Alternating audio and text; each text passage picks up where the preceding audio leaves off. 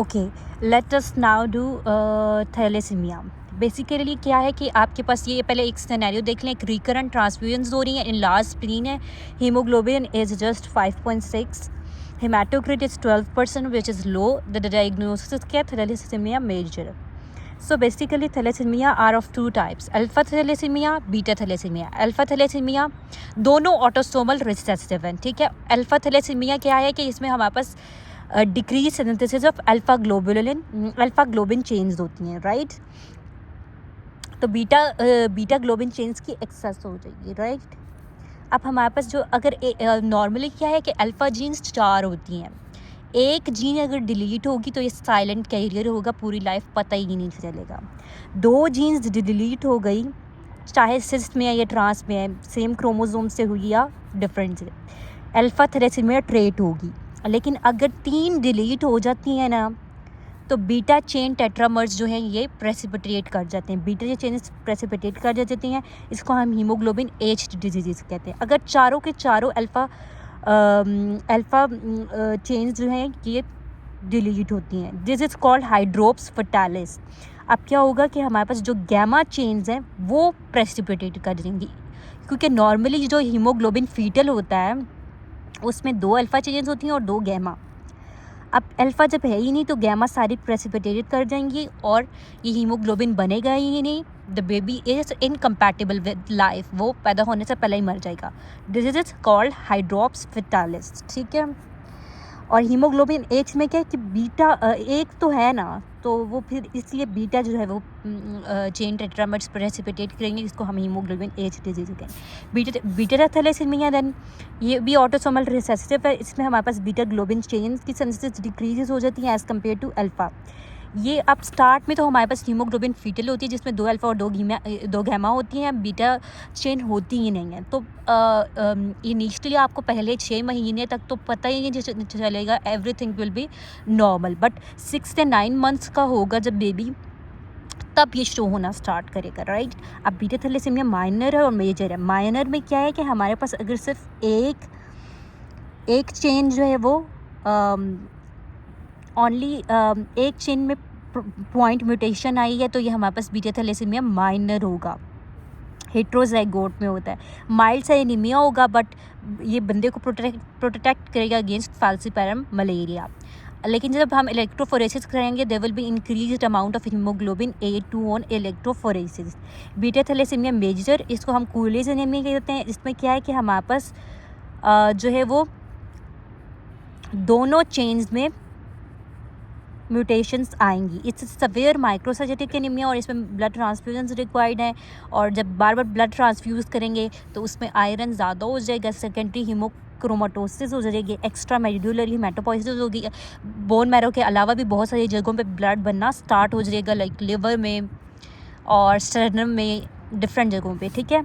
Bone marrow expand करेगी और crew cut on skull X ray नज़र आता है। हिपैटोस्प्लीनोमेगाली होती है, स्प्लीन में भी बना, ठीक है। और there is increase risk of parvovirus B19 induced aplastic diagnosis में हमारे पास इंक्रीज हीमोग्लोबिन फीटल होगी 2 अल्फा 2 गैमा। अब फिर इसमें वी हैव डिफरेंट MCQs की। एक पे 29 ईयर ओल्ड लेडी लेथार्जी की, इरिटेबल सिंस 5 ईयर्स, हीमोग्लोबिन उसका 9.6 है, यहाँ पहले भी डिस्कस कर चुके हैं। और हीमोग्लोबिन अब उसको हमने जो है वो 2 मंथ्स के लिए आयरन सप्लीमेंट्स दिए, आयरन डेफिशिएंसी एनीमिया समझ के, तो उसका जो है वो अभी भी हीमोग्लोबिन 10.6 है। फिर हमने उसको अब क्या करवाना है, हीमोग्लोबिन इलेक्ट्रोफोरेसिस, और उसमें क्या ज़्यादा आएगा, हीमोग्लोबिन A2 अगर ज़्यादा है तो ये थैलेसीमिया ट्रेट है, ठीक है। हीमोग्लोबिन इलेक्ट्रोफोरेसिस कराएंगे, ठीक है। थैलेसीमिया मेजर में हमारे पास क्या होगा, डायग्नोसिस हीमोग्लोबिन F ज़्यादा होगा, ठीक है। और beta thalassaemia abnormal beta chain synthesis होती है इसमें, ठीक है। नेक्स्ट वी हैव एक 2 ईयर ओल्ड बेबी है, पहले रिकरेंट ट्रांसफ्यूजन हो रही है, लास्ट प्लीन है, तो ये क्या थैलेसीमिया मेजर है इस बनती हुई, ठीक है। ये वही है, हीमोग्लोबिन उसका काम है, MCV लो है, हिपैटोस्प्लीनोमेगाली है, थैलेसीमिया मेजर, ठीक है। ये थैलेसीमिया मेजर है, ठीक है। अब एक और पेशेंट, एक गर्ल है विद पेलर एंड लेथार्जी, हीमोग्लोबिन काम, MCV काम, MCH काम, ठीक है। तो ये हमारे पास क्या है, but she is 6 year old, 6 साल की है, तो थैलेसीमिया ट्रेट होगा। अगर तो वो 6 मंथ्स तक ही आती है और या फिर ब्लड ट्रांसफ्यूजन हो रही है, तो वो फिर थैलेसीमिया मेजर होगा, ठीक है। This is beta thalassaemia trait कि अगर वो एक यंग फीमेल है with 16 months of pregnancy, H B उसका 8.1 है, MCV 65, यानी कि MCV माइक्रोसाइटिक हाइपोक्रोमिक एनीमिया है, बट उसमें हीमोग्लोबिन A2 का लेवल रेज्ड है। तो ये क्या है, बीटा थैलेसीमिया ट्रेट। ठीक है, देन वी हैव एक ये इम्पॉर्टेंट है, देखें कि एक गर्ल है विद जॉइंट पेन्स के साथ आती है और एब्डोमिनल पेन के साथ, और उसके पेरेंट्स में जहाँ पर वो रहते हैं वहाँ पर बीटा थैलेसीमिया की प्रेवलेंस है। तो इट्स मोस्ट लाइकली कि ये सिकल थैलेसीमिया सिंड्रोम है। सिकल थैलेसीमिया सिंड्रोम यानी कि उसे एक जीन उसमें सिकल सेल वाली आई हुई है और एक जीन उसमें थैलेसीमिया वाली आई है। So this is called sickle thalassaemia syndrome. New born with hydrops fetalis, तो haemoglobin 8 reticulocytes raised and blast most likely क्या है कि अल्फा थैलेसीमिया। हाइड्रोप्स विटालिस क्या है, जिसमें चारों के चारों अल्फा चेन्स नहीं बनते। ठीक है, थैलेसीमिया की कॉम्प्लिकेशन स्किन डिस्कलरेशन है, इन लार्ज स्प्लीन है, और हमारे पास माइक्रोसाइटिक हाइपोक्रोमिक एनीमिया है। फेरेटिन का लेवल 2000 है विच इज़ वेरी हाई, तो अब हमने उसको क्या देना है, डेफ्रोक्सामीन। ठीक है, एक पेशेंट है थैलेसीमिया का, अभी टूथ एक्सट्रैक्शन के लिए उसने आना था कि उसको पहले ही डेवलप हो जाता है डीप जॉन्डिस और डार्क यूरिन, हीमोग्लोबिन 4 है। तो ये this is a haemolytic crisis. क्या है कि थैलेसीमिया का पेशेंट है लेकिन उसके रेड ब्लड सेल्स सारे ब्रेक कर रहे हैं, जिससे उसको जॉन्डिस डेवलप हो रहा है और डार्क यूरिन आ रहा है और हीमोग्लोबिन भी कम हो रही है। तो ये हीमोलाइटिक क्राइसिस है। एक्सेस आयरन जो है थैलेसीमिया में वो स्टोर्ड होता है in the form of haemosiderin. ठीक है, अच्छा, मल्टीपल ट्रांसफ्यूजन ले रहा है, एक 22 ईयर ओल्ड की फ़ीमेल है, तो मतलब उसको तो थैलेसीमिया है। ठीक है, अब उसके LFTs में आया है हमारे पास रिड्यूस सीरम एल्ब्यूमिन लेवल, और लिवर बायोप्सी पे क्या आएगा, बेसिकली मल्टीपल ट्रांसफ्यूजन है तो हमारे पास जो है वो iron, excess of iron stored as haemosiderin in liver hepatocytes, haemosiderin in हेपाटोसाइट्स।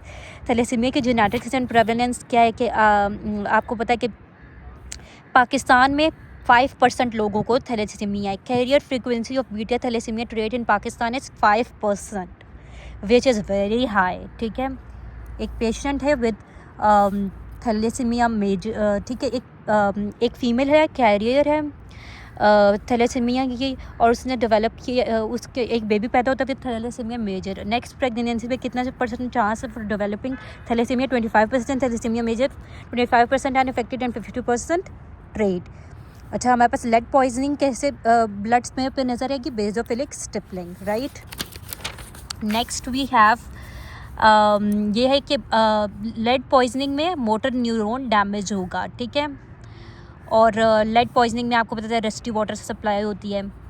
Anaemia of chronic disease जब भी होता है तो देयर इज़ क्या होता है कि जो फैगोसाइट्स हैं उसके अंदर बहुत सारा आयरन होता है जो स्टोर्ड होता है, जिसने जाना होता है टू द इरेथ्रॉइड प्रिकर्सर्स, उनके पास ये आयरन जाएगा तो ये जो है ये इरेथ्रोसाइट्स यानी कि मैच्योर रेड ब्लड सेल्स बनाते हैं। अब हमारे पास जो एनीमिया ऑफ क्रोनिक डिजीज़ है, लाइक कोई बंदा काफ़ी टाइम से बीमार है तो ये ब्लॉक हो जाता है, हमारे फैगोसाइट्स से आयरन इरेथ्रॉइड प्रिकर्सर्स में नहीं जाएगा और रेड ब्लड सेल्स मैच्योर नहीं होंगे। So this is called anaemia of chronic disease. तो patient will present with fatigue, dyspnoea, chest pain, cough with sputum for many years, haemoglobin 8.4। ठीक है, this is the anaemia of chronic disease. With this we are done with microcytic anemias. Now we will start with macrocytic anemias in the next video. Thank you.